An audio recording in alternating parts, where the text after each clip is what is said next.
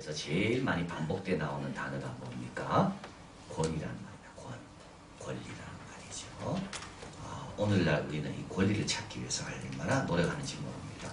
모든 변호사들은 다 뭐 먹고 삽니까? 이 권리 때문에 먹고 사는 거죠. 내 권리가 침해받았다. 그래가지고 이 권리를 어떻게 다시 회복할 수 있는가? 법률적으로 어떻게 이걸 내가 다시 찾아올 수 있는가? 그래서 변호사에게 돈을 많이 갖다 주고 결국 권리를 찾아옵니다. 근데 찾아와봤자 별거 아닙니다. 권리 뺏길 때는요, 이 권리만 있으면 내가 달라질 것 같지만 실제로 피나게 싸워가지고 가져와봤자 내가 이것 때문에 내가 이런 시간들을 낭비했는가? 정말 그런 경우가 너무 많습니다.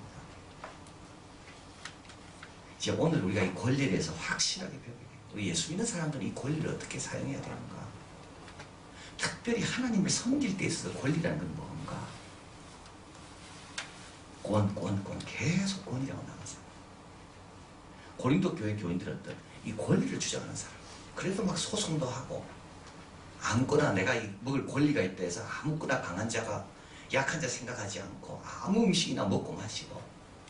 고린도 교회 교인들의 특징은 뭡니까? 권리가 침해받는 걸 용납하지 않는, 자기 권리가 어떻게 하도 보장받기 위해서 혈안이 되어 있는 사람들이 고린도 교회 교인들이에요. 그래서 사도 바울이 그 교인들을 향해서 강하게 책망하면서 나는 그 권리를 어떻게, 나도 권리가 있다는 거지. 나도 권리가 없는 사람이 아니에요. 그러나 권리를 갖고 있는 거하고 권리를 쓰는 거하고는 다른 거라는 거. 그리고 더 중요한 건 뭡니까? 우리는 권리로 사는 사람이 아니에요. 우리는 은혜로 사는 사람이지. 우리가 구원 얻은 것이 이게 권리입니까? 은혜지. 돌아온 탕자가 권리를 주관했습니다. 이때는 아버지 재산 반입니다. 근데 그 재산 반 갖고 다 자기 망칩니다. 권리 주장하면요, 권리가 자기를 망칩니다. 정말 그렇습니다. 그러나 아버지의 은혜 앞에 나갈 때 자기가 생각한 것보다 더 풍성한 걸 누리게 됩니다. 주님이 우리를 맞이해 주십니다. 아까 불렀던 찬송처럼. 권리로 맞이합니까? 우리가 주님 맞이할 권리가 어디 있습니까? 달려갈 길을 다 달리고 선한 싸움을 다 싸우고 믿음을 내가 지켰다 할지라도 여전히 우리는 죄인인데, 우리가 끝을 향해 주님을 향해 달려갈 때 주님께서 우리로 가게 막 달려오며 끌어안아 주시는 건 우리 권리입니까? 은혜지요. 권리로 따지기 시작하면 우리 얻을 거는 조금밖에 없습니다. 다 은혜이기 때문에 많이 누리는 거예요. 이렇게 좋은 태양도 누리고 좋은 날씨도 누리고 좋은 교회도 누리고 이 좋은 자녀, 이 좋은 부모, 이건 다 은혜로 주어진 거지. 권리라 하면 뭐 하나님께서 이렇게 그래 네 권리대로 찾아가 봐라. 아마 권리대로 누린다면 이거 많이 뺏길 거예요. 그래서 오늘 우리는 이 권리에 대해서 배워. 자, 사도 바울은 말합니다. 사도 바울에 대한 고린도 교회 교인들의 질문이 있습니다. 의심이 있습니다. 사도가 아니라는 거예요. 사도로서 행할 수 있는 것을 사도 바울은 행하지 않는데요. 그 중에 하나가 뭐냐면 5절에 나와. 같이 읽어봅니다. 우리가 다른 사도들과 주의 형제들과 게바와 같이 자매된 아내를 데리고 다닐 권이 없겠는가. 요거 또 권이 나오죠. 권. 예. 요거 아주 중요한 구절입니다. 5절이. 왜 중요한 구절입니까? 여기 보면 초대교회 다른 사도들, 예수님의 사도들이죠. 예수님이 보내신 주의 형제들은 누굽니까? 야고보와 유다와 같은 예수님의 동생들을 가리키는 겁니다. 게바는 베드로입니다. 이들에게 다 뭐가 있었습니까? 아내가 있었습니다. 로마 캐톨릭은요, 독신이 맞다고. 독신이 맞는 게 아니에요. 원래 처음부터 예수님을 따랐던 자들은 다 누가 있었습니까? 다 가정이 있었습니다. 그러니까 로마 캐톨릭은 베드로를 가리켜서 제1대 교황이라 그런다면, 그럼 베드로는 어떻게 했습니까? 베드로는 아내를 다니고 다녔다. 이 구절은 아주 중요한 구절이지. 그래서 로마 캐톨릭은 모든 성직자는 다 독신이 되어야 된다는 것은, 그거는 성경적인 게 아닙니다. 그건 어떤 특별한 시대 때 특별한 상황을 위해서 하나님께서 허락한 제도지, 그것이 보편적이고 모두에게 적용되느냐? 그렇지 않다는 것. 이 구절이 이야기하죠. 그래서 사도 바울은 그러나 혼자라 그랬습니다. 사도 바울은 이혼을 당했습니다. 그러나 재혼하지 않고 혼자 지냅니다. 왜냐하면 주님이 곧 올 줄 알았기 때문에. 근데 사도 바울을 가지고 이야기하는 겁니다. 혼자라고 자꾸 이야기하는 거예요. 뭐가 부족해서 저렇다는 거예요. 그 다음에 또 자비량합니다. 사도 바울은 수고의 상을 받지 않습니다. 이 누구 때문에 그런가요? 사도 바울이 처음에 누구와 같이 일했습니까? 바나바와 같이 일했습니다. 바나바가 어떤 사람입니까? 바나바는 자비량 선교사. 그래서 사도 바울은 처음 사역에 들어갈 때 자기를 도왔던 사람의 본을 그대로 보는 겁니다. 이게 처음 만났던 사람이 참 중요한 겁니다. 신앙생활 할 때. 그래서 사도 바울은 오늘 본문에 나와 있죠. 나와 바나바와 이렇게 나와 있잖아요. 6절에 어찌 나와 바나바만 일하지 않을 권이 없겠느냐. 사도 바울을 도와서 함께 사역을 첫 발을 내릴 때 사도 바울에게 모델이 된 사람이 누구냐? 바나바입니다. 근데 바나바는 누구라고요? 바나바는 교회 삭슬 받지 않고 일한 사람이다. 근데 그거 갖고도 또 이야기하는 거. 왜 안 받냐는 거지. 뭐가 문제가 있나? 자격이 부족하니까 그런 거지. 말하기 좋아하는 사람은 이래도 말하고 저래도 말하고. 그 다음에 또 행동에 일관성이 없다고 사도 바울을 신문합니다. 유대인처럼 행하다가 이방인처럼 행하고 율법 있는 자처럼 행하다가 율법 없는 자처럼 행하고. 사도 바울은 도대체 어디에 기준이 있냐? 자, 그에 대한 사도 바울의 답입니다. 첫 번째, 나도 권위 있다. 4절 한번 보십시오. 먹고 마시는 권, 아내를 데리고 다닐 권, 일하지 아니할 권, 다른 이들도 너에게 이름권을 가졌거나 하물며 우리일까 뭐야. 2절에 다른 사람에게는 사도가 아닐지라도 너에게는 사도니 나의 사도됨을 주 안에서 인친 것이 너희니라. 고린도 교회는 사도가 없었으면 없었습니다. 그런 열매가 나타난 건 뭡니까? 하나님께서 사도 바울을 택했다는 증거입니다. 그래서 다른 사람에게는 아니라도 너희에게는 나는 사도다. 사도 바울에게도 권리가 있습니다. 그런데 이 권리는 고린도 교회처럼 자기의 편한 대로 행사하려는 고린도 교회를 향한 사도 바울의 질책입니다. 고린도 교회와 사도 바울 동일한 권리를 갖고 있지만 고린도 교회는 그걸 자기 편한 대로 사용합니다. 자기를 위해서 사용합니다. 자, 그렇다고 두 번째, 그러면 이런 권을 쓰는 사람들이 있죠. 그런 사람들은 삭스를 받는 사람들, 예를 들면 교회로부터 그건 틀렸습니까? 사도 바울은 그건 틀린 것이 아니라고 이야기해요. 그러면서 길게 이야기해요. 8절 내가 사람의 예대로 이것을 말하느냐? 율법도 이것을 말하지 않느냐? 율법도 뭐라고요? 수고하는 곡식을 밟는 소에게 재갈을 물리지 않는다. 이 율법, 이게 소를 위함이냐? 이게 바로 사람을 위함이다. 11절 한번 읽어봅니다. 신령한 것을 뿌렸은즉 너희 육신의 것으로 거두기로 과하다 하겠느냐? 목회자가 뿌릴 것이 뭡니까? 목회자는 신령한 걸 뿌립니다. 그럼 신령한 복을 받았습니까? 그러면 교인들은 뭘 채워야 됩니까? 목회자의 육신의 것을 채우는 것. 이걸 과하다 하겠는가? 육신의 것보다 훨씬 중요한 걸 뿌렸는데 그 중요한 걸 받은 사람이 육신의 것 가지고 목회자를 섬기는 것이 그걸 과하다 하겠는가? 과한 거 아니라는 거죠.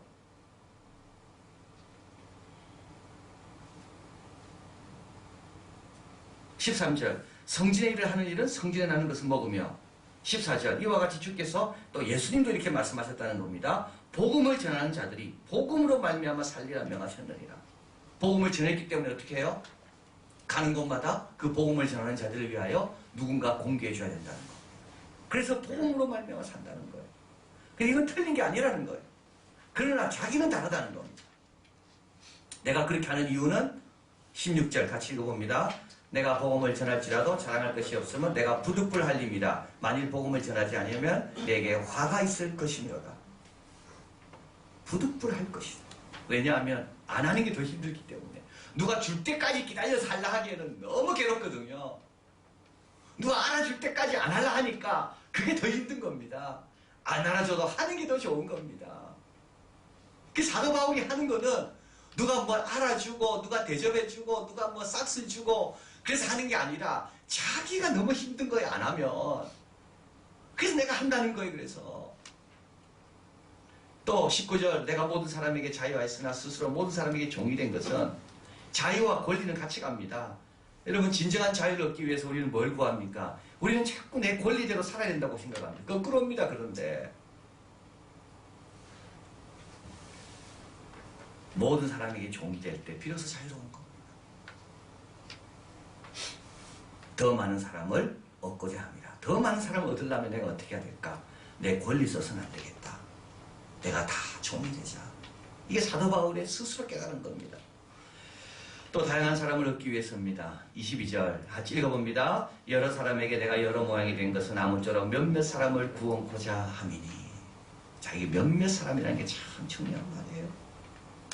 사도 바울이 이렇게 말합니다. 유대인에게는 유대인처럼, 율법 아래 있는 사람은 나는 자유인이지만 율법 아래 있는 자처럼, 율법이 없는 자에게는 나는 그리스도의 법에 속한 사람이지만 율법이 없는 자처럼, 약한 자에게는 약한 자처럼 된 것은 아무쪼록 몇몇 사람.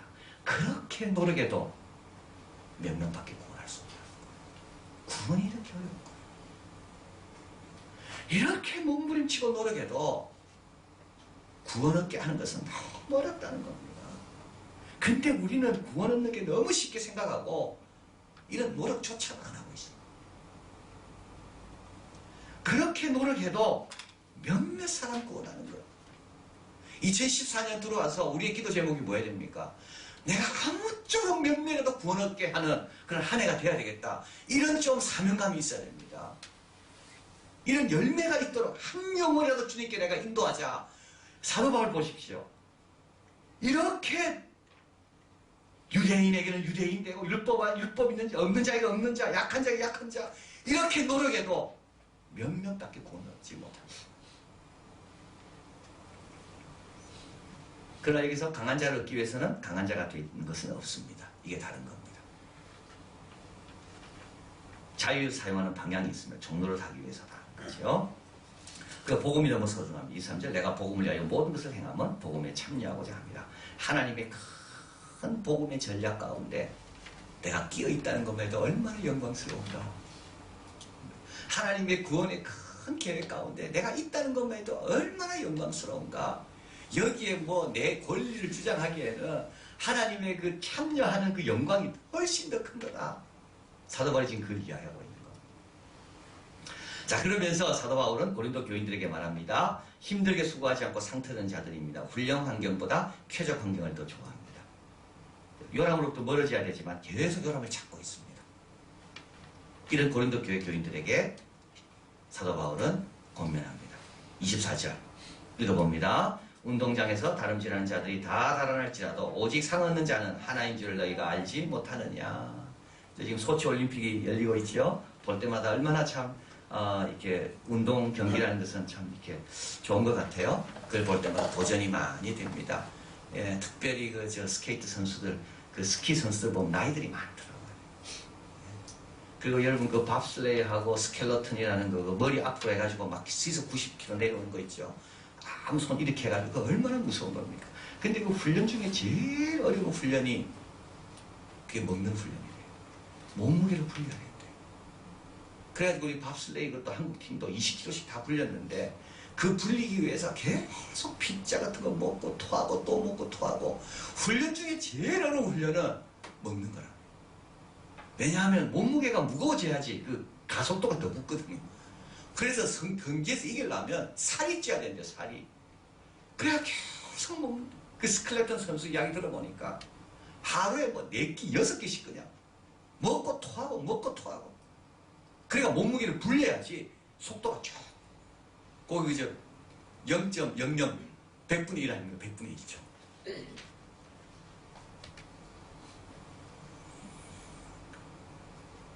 여러분 상을 얻으려고 노력하라는 겁니다. 구원만 받으려고 하지 말고. 고린도 교회 교인들은 구원받았다고 생각하고 이제는 대족하다 생각합니다. 그러나 사도 바울은 뭐예요? 상 얻으려고 해라. 구원받는 걸로 족하다 하지 말고 구원은 믿음으로 받는 거다. 어린아이도 받는 거고 구원은 하나님이 하신 것을 받아들일 때 받는 거라면 구원받은 자가 그 은혜의 덕을 끼치기 위해서 어떻게 됩니까? 내가 보답하는 삶을 살아야 되지 않는가? 그러기 위해서 목표를 바로 세우라고 썩지 않는 면류관을 위하여 그분의 뜻을 위하여 그분을 알고 그분의 원한 일에 쓰임받도록. 근데 정말 썩지 않는 면류관을 발견하고 그 면류관을 향해서 달려갈 때 기쁨이 있고 평안이 있습니다. 정말 썩을 것을 위해서 일하면요. 일할 때는 좋건데 끝나고 나면 늘 허전합니다. 그래서 마음의 생각을 그렇게 먹어야 되는 겁니다. 하나님 이 일을 통하여 썩지 아니할 하나님의 영광에 내가 동참하게 해달라고, 그 일과 연관이 있게 해달라고 자꾸 그런 식으로 범사에 임할 때 그 일들이 새롭게 보이는 거예요. 두 번째는 자기를 먼저 관리하라는 거죠. 이 일을 다투는 자마다 모든 게 적지 않으니 자기를 관리하고 남은 인도해라. 그 다음에 세 번째, 죄인됨을 항상 기억해라. 죽을 때까지 죄인입니다. 27절 같이 읽어봅니다. 내가 내 몸을 쳐서 복종하게 하면 내가 남에게 전파된 후에 도리어 버림이 될까 두려워함이로다. 죽을 때까지 죄인입니다. 마지막까지 우리가 죄인을 잊어버리면 안 돼요. 마지막까지 은혜가 필요한 거예요. 그래서 우리 신앙생활 하다 보면 어느덧 내가 죄인이라는 것을 자꾸 잊어버립니다. 내가 얼마나 죄인이고 얼마나 부족한지 끝까지 그걸 기억해야 해요. 마지막 순간까지. 근데 여기에 무슨 권리가 있고 무슨 뭐가 그런 게 있습니까? 자, 그 다음에 이제 참 중요한 말씀인데요. 상을 잊지 마라. 18절 같이 읽어봅니다. 그런즉 내 상이 무엇이냐? 내가 복음을 전할 때 값없이 전하고 복음으로 인하여 내게 있는 권을 다 쓰지 아니하는 이것이로다. 이미 상 받은 사람은 누굽니까? 자기 권리 주장하는 사람은 이미 상 받은 사람. 더 상 없어요, 그 사람. 그러나 자기 권리를 쓰지 않고 주님께 맡기는 사람에게는 더 귀한 상이 있는 거예요. 교회가 필요한 사람은 어떤 사람일까요? 우리 하나님이 필요로 하는 찾으시는 사람이 어떤 사람일까요? 바로 이런 사람. 자기 권리를 다 쓰지 않는 사람. 우리 이한교회가 어떻게 지금까지 왔습니까? 자기 권리를 다 쓰지 않는 성도가 있기 때문에 지금까지 옵니다. 이거 내 권리입니다. 이거 내 역할이고 내 상이고 이거 내가 누려야 됩니다. 근데 왜 안 줍니까? 복음이 2000년 동안 지금까지 어떻게 왔습니까? 자기의 모든 권리를 주님께 맡기는 사람이 있었기 때문에 복음이 지금까지 온 거예요. 권리로 상 얻지 못합니다. 권리로 자기가 어떻게 뺏어올지는 몰라도 정말 하나님이 주고자 하는 상을 받지 못합니다. 그리고 이 죄인이란 말이 있죠. 돌아온 탕자 비유에서요. 돌아온 탕자가 아버지한테 자기 몫을 달라고, 자기 권리입니다. 그런데 그 탕자는 여기도 말씀드렸지만 죄인입니다. 죄인이기 때문에 자기의 권리를 갖고 잘못 사용할 확률이 굉장히 높습니다. 다시 말하면 율법도 죄인이기 때문에, 죄 때문에 율법이 다 엉망이 되잖아요. 하나님이 준 율법이 얼마나 귀한 율법입니까? 그런데 인간이 그 율법으로 인하여 오히려 죄를 범할 기회를 삼습니다. 참 이상합니다. 율법은 너무 좋은 건데 인간은 죄성이 있기 때문에 그 율법을 갖고 오히려 더 죄를 범한다고요. 남을 정죄하고. 그 좋은 율법도 인간의 손에 들어오면 죄로 바뀐다면, 권리가 인간의 손에 들어온다면 이것이 얼마나 인간을 망치겠습니까?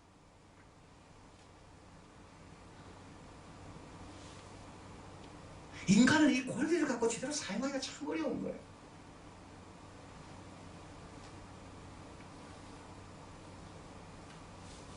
그래서 권리를 자꾸 주님께 맡게 돼요. 내 은은 어디에 보내야 됩니까? 주님 안으로 자꾸 보내야 되는 거.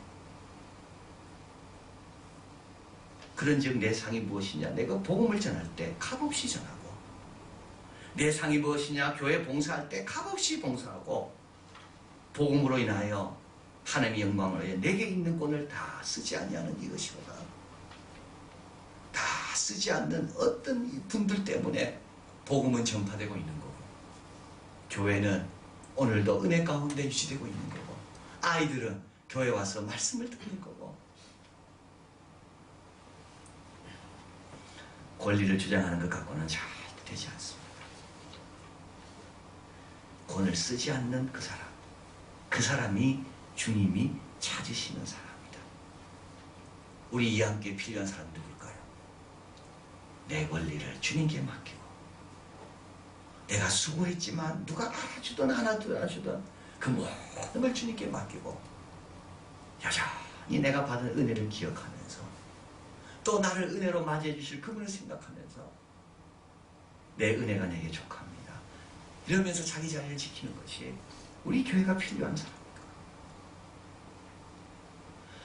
그래서 오늘 말씀을 여러분 꼭 기억하시길 바랍니다. 사람들은 권리, 네 권리 네가 안 챙기면 아무도 안 챙겨준다 이야기야. 그러나 권리가 없을 때도 권리를 찾기 어려운 그런 인권이 완전히 없는 2000년 전에도 그 전에도 주님은 고아와 과부의 신원을 다 들어주시고 그들의 방패가 되어주시고 그들의 후손까지도 다 주님께서 책임지시고 우리는 권리로 사는 자들이 아니라 우리는 믿음으로 살고 은혜로 사는 사람들. 기도하겠습니다.